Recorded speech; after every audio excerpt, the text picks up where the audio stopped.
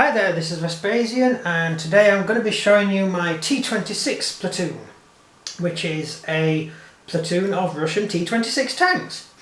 They're all scratch built, made from all sorts of junk I just stuck together when I was bored, and here they are. I actually made slightly more than I needed. These are just the ones I'm using for the Russians, because most of the Russian army is going to be decked out with T25s, BT7s, sorry. And the spare ones are going to be painted up as Chinese for my Chinese World War II army. So these are the T26s, which are to be used with my Russian army. By the outbreak of the Second World War, actually let's predate that, by 1939, when the Russians were locked in war with Japan, which is never mentioned, the T26 was pretty much the main battle tank of the Soviet army. However, the BT5 and the BT7s are becoming much more numerous, and by the time of Kathleen Gol, roughly half of all the tanks deployed were T26s, the others being BT5s, BT7s and the T26 or T28. Which is a huge mass lumbering behemoth of a monster. Whereas these guys, these are just light tanks. As the war progressed, these tanks would be pretty much a joke, just like the Japanese tanks. They were very lightweight, hardly any armour, but unlike most tanks of this period, which carries at the most a 37mm anti-tank gun, like the Japanese main battle tank carried a 37, the German main battle tank carried a 37, the British carried a 2-pounder, which is a 40mm gun. These guys carried a pretty good, relatively high velocity 45mm anti-tank gun, meaning that even the lightest Russian tanks were equipped with one of the most powerful anti-tank guns that existed at the outbreak of war. So even one of these tiny little rubbishy tanks could take out anything it ever comes up against. So they're pretty good. They could take on any German tank toe-to-toe without any trouble whatsoever. And the Germans would generally be outgunned. Where the Soviets lacked was tactics. Here I have a tank platoon. I have overall 3 tanks in the first squad and 3 tanks in the second squad, and a flamethrower tank for support.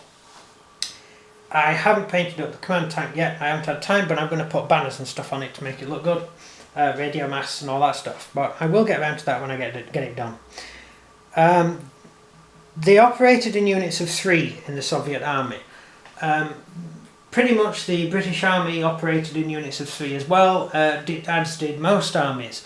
However, 3 is a really rubbish number for tanks. The main reason for 3 tanks to be used dates back to original tank tactics of the First World War, where you have 2 tanks fitted with field guns which would blast away at the enemy, and the third tank would be fitted with machine guns which could spray down the forward 2 tanks if infantry tried to climb all over them and pour Molotov cocktails in them. However, by 1939 the tri-unit was pretty much rubbish, mainly because when 1 tank advances, 2 have to cover it, or 2 tanks advance and 1 has to cover it. So really you can never bring your full firepower to bear. The German army and the Japanese army, and believe it or not the Chinese army, used units of roughly 4 or 5 tanks. And generally 2 tanks would advance while the other 2 stayed stationary and fired. Russians hadn't got round to this yet. What the Russians did instead is use, instead of changing the organisation of their tanks, they just had a lot more tanks, so entire platoons would cover other platoons. This meant that you had to put a large amount of platoons together at the same time to have the same effect as a small unit of tanks, which uses the 4 or 5 tank system, such as the Germans or the Americans. But I am digressing and I really need to get back to the tanks. These are the tanks which you can see, which are lovely little vehicles.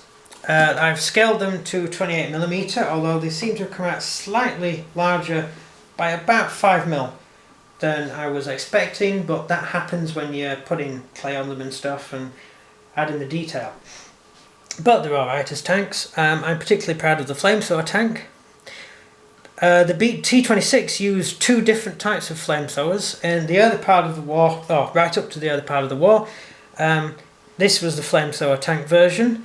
The original T26 had 2 tiny turrets with machine guns, and all they did here was take one of the little turrets off and add a flamethrower to it. By the beginning of hostilities, the Russians had entirely converted to the 45mm gun turret. Another interesting point about this tank is that the gun turret is much larger than most of the gun turrets of the period, allowing an observer and a gunner to operate in it at the same time, unlike anything the British had. This was slightly more useful, and it tended to make the tank a bit more effective than your average small turreted tank. But that's by the by. By the time the war had started, the Russians had begun using the much larger turret to fit the flamethrower, and sometimes they would actually fit the flamethrower underneath the gun, but that didn't tend to work too well, and sometimes they would put a fake barrel on or actually have the flamethrower fire through the gun muzzle. There was also a version which attempted to fire the flamethrower through the machine gun slit, which was just here.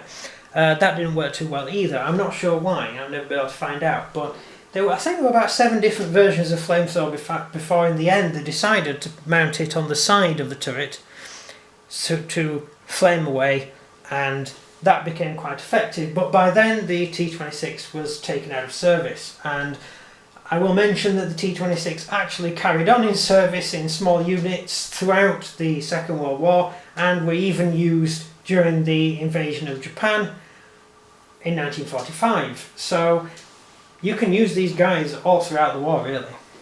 And of course the Finnish war is always good if you want a good laugh. So here they are, a nice group of tanks which I've scratch built myself, which I quite enjoyed doing. I haven't got the command tank finished yet, but you will see it in one of my battle reports, no doubt, and you will see the Chinese versions of these as well.